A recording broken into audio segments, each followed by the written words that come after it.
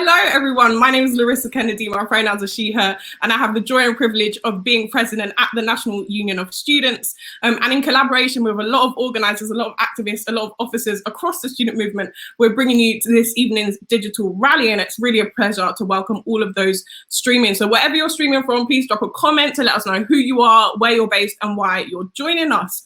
Because I know why I'm here and why so many of us are here. It's because we're sick and tired of a government that has shamelessly exploited students over the past term, but because we know that we've got to channel that exhaustion, that frustration, that anger into action that through collectivism has the power to transform our education system and our world. And we've already seen things changing. We've already seen them transforming, not least through the rent strikes, huge win at UOM that energized so many students across the country, sparked rent strikes at Sussex, at Cambridge, at Goldsmiths, and the list goes on. And we've just seen a massive win as well. And the government is conceding on one of our demands and contributing £20 million to student hardship funds. So, as we're nearing the end of this term, let's take that energy and come together to let this government know that the fight is not over and we're coming back bigger and bolder in 2021. And we're not just tinkering at the edges, we're not just asking for crumbs, we're actually grasping at the root of these injustices, pulling back the curtain on the very system that enabled them.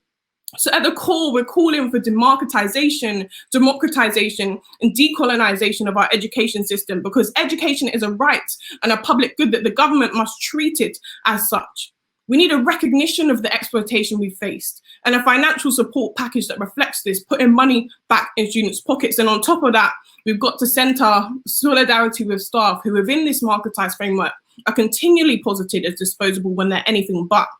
We need democratization because rather than fat cat VCs sitting in their ivory towers and making decisions about our safety, education should be about the students and staff and communities that exist to serve, and it should belong to us.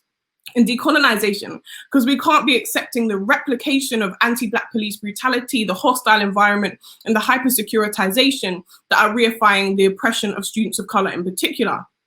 But I'm going to keep my contributions and my words brief today because, and I want to end it there. We've got a long list of student organizers who've been doing visionary work on the ground over the past few months, work that's, tangibly moving us towards this vision. And we've also got some incredible guests, including uni staff, politicians, political commentators, whose words I hope will inspire and empower you to continue to demand that students deserve better. So as I say, I'm keeping it brief, and without further ado, I'm going to hand you over to our VP MC, Hillary, who's going to take us through this rally. So Hillary, let's get into it.